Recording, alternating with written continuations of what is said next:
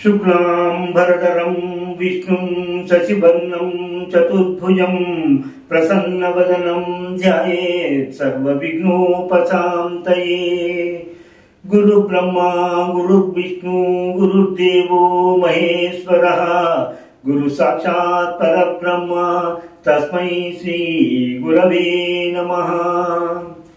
श्रुतिस्मृतिपुराणामालयं करुणालयां नमामि भगवत्पादं शंकरं लोकशंकरं।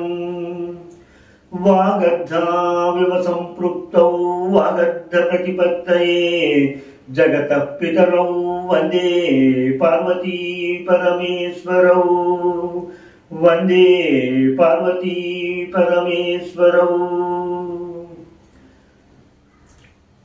సౌందర్యలహరి శ్లోకాల విపుల భావాన్ని గ్రహించడానికి ఈ వీడియోని వీక్షిస్తున్న మీ అందరికీ నా నమస్కారాలను తెలియజేసుకుంటున్నాను.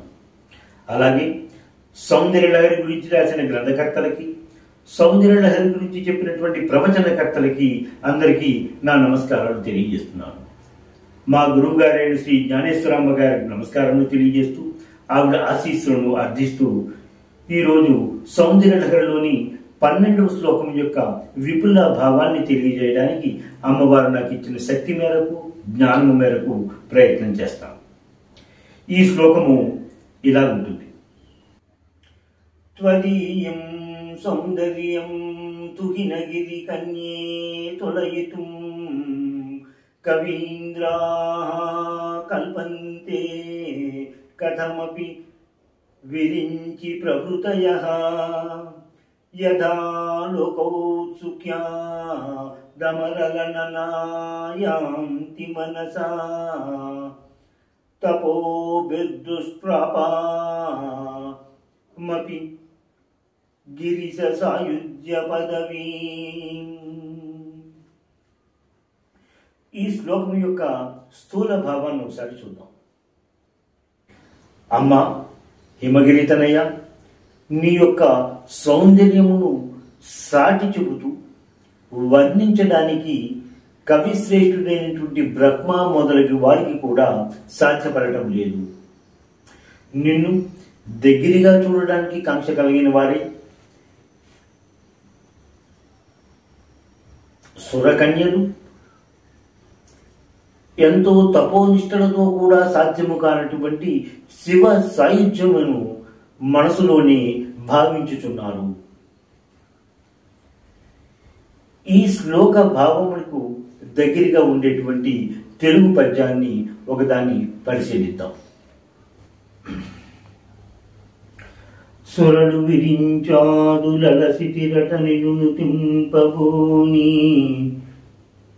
దాపున కనగన్ సురకన్యలు శివ సాయుధ్య రుచి తలంపును మదించిరి సుదతి. ఈ శ్లోకం యొక్క విపుల భావాన్ని మనం పరిశీలిద్దాం.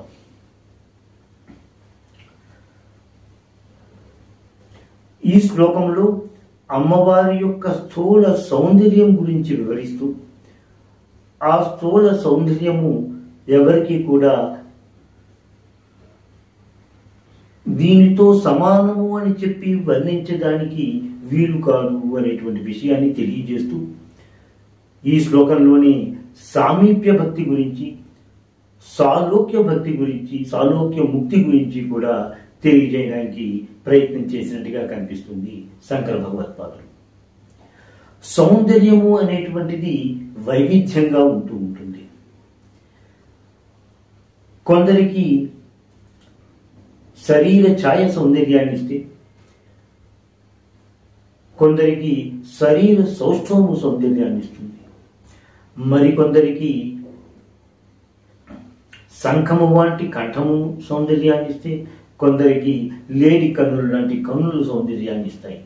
అలాగా సౌందర్యము అనేటువంటి వివిధ రూపాలలో ఉంటుంది, ఎంతో వైవిధ్యంగా ఉంటూ ఉంటుంది. ఈ సౌందర్య స్వరూపణ రూపాలన్నింటినీ కూడా సృష్టించేది మాత్రం చతుర్ముఖ బ్రహ్మగారి అని మనకు తెలిసిన విషయమే. ఈ చతుర్ముఖ బ్రహ్మగారు సకల వేద పారంగతుడు, సకల వేదాలలోనూ మంచి పాండిత్యము ప్రావీణ్యము కలిగినవాడు. అంతేకాకుండా ఆయన మంచి కవి. ఈ రెండు విషయాలు ఎందుకు తెలుస్తున్నాయి శంకర భగవత్పాదులు చెప్పారంటే, విరించి అని అన్నారు అని కవీంద్ర అని కూడా తెలియజేశారు. విరించి అని బ్రహ్మగారికి వేద పారంగతులు అనే విషయం మనకి తెలిసినదే కాబట్టి వేదాలలో ఎన్నో ఉపమానాలు కనిపిస్తూ ఉంటాయి. దీన్ని ఒకదాన్ని మరో దాంతో పోలుస్తూ చెప్పేటువంటి ఉపమానాలు ఎన్నో ఉంటాయి మన వేదాల్లో. అంతేకాకుండా చతుర్ముఖ బ్రహ్మగారు మంచి కవి శ్రేష్ఠుడు. ఈ కవులందరికీ కూడా ఉపమానాలు చెప్పడము, ఉపమానాలతోటి వాళ్ళ కావ్యాలు, శ్లోకాలు, పద్యాలు రాయడము అనేటువంటిది వారికి పరిపాటి. అందులో వారు ఉపమానాలు చెప్పడంలో ఎంతో నిష్ణాతులుగా ఉంటారు. కవిశ్రేష్ఠుడు, వేద పారంగతులు అయినటువంటి ఎంతో దేవతలు, కవులు కూడా అమ్మవారి సౌందర్యాన్ని ఉపమానపూర్వకముగా చెప్పలేకపోతున్నారు అనే విషయాన్ని ఇక్కడ శంకర భగవత్పాదులు ఈ శ్లోకంలోని మొదటి 2 పాదాలలో తెలియజేస్తున్నారు. ఎందుకు చెప్పలేకపోతున్నారు అనే విషయం గురించి మనం ఆలోచిస్తే, ఏదైనా దృశ్యాన్ని వర్ణించాలి అంటే ఆ దృశ్యము చూసిన వాడు వేరువేరుగా ఉంటారు.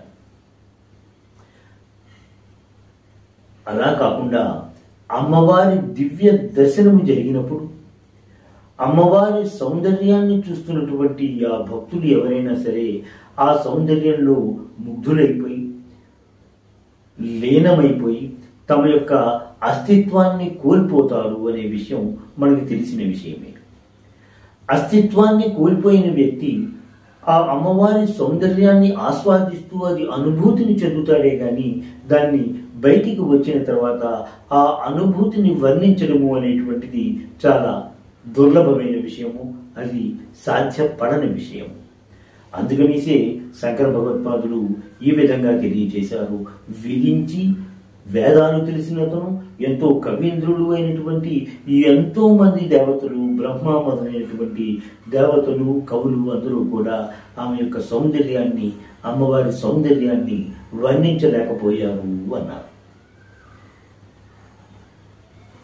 ఇంకొక విషయం తీసుకుంటే,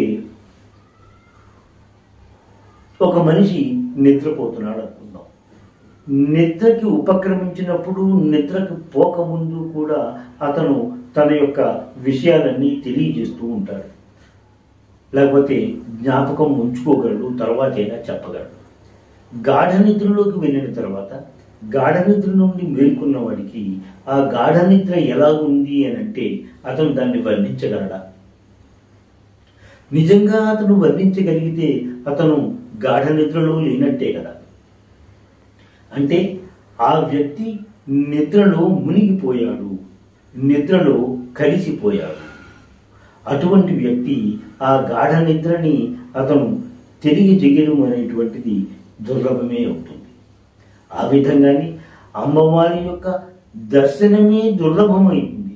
అటువంటి దుర్లభ సాధ్యమైనటువంటి దర్శనము పొందినవాడు అనుపమాన సాధ్యమైనటువంటి ఆ సుందర స్వరూపాన్ని చూసి అందులో లీనమైపోయి ముగ్ధులైపోతారే కానీ అందులో కలిసిపోతారు. కాబట్టి అటువంటి సుందర స్వరూపాన్ని, అమ్మవారి యొక్క సౌందర్య వర్ణనము ఉపమాన సహితముగా చెప్పడము అనేటువంటిది సాధ్యము కాదు అనేటువంటి విషయాన్ని శంకర భగవత్పాదులు ఈ శ్లోకంలో తెలియజేసినట్టుగా మనం గ్రహిస్తాం.